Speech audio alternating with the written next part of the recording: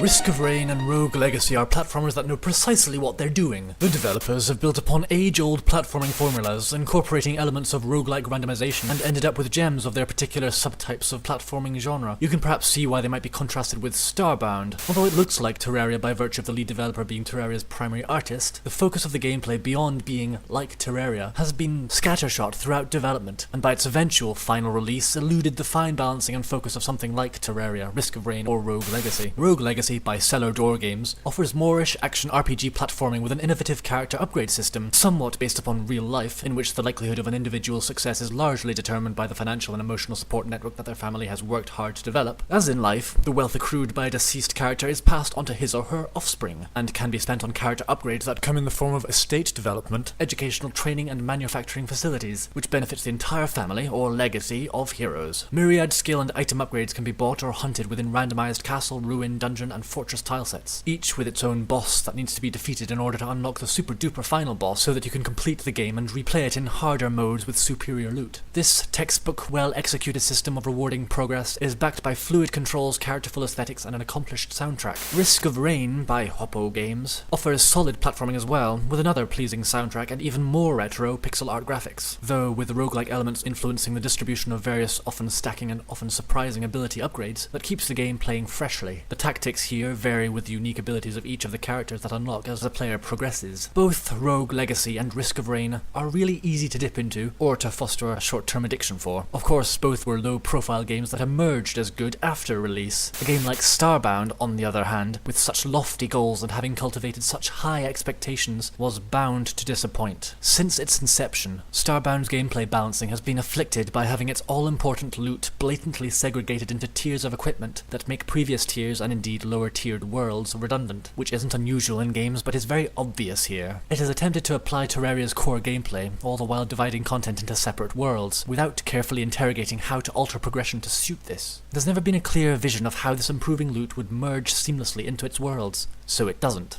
Starbound is still fun for a while, and travelling between its near infinite number of worlds is an inviting idea. The art is appealing, the visual variety to its different worlds is worthy of some exploration, as are the alien settlements and different dungeon types, and some of the music is beautiful. There's a plot, too, pleasantly presented and encourages exploration, but it doesn't feel unified with core game progression.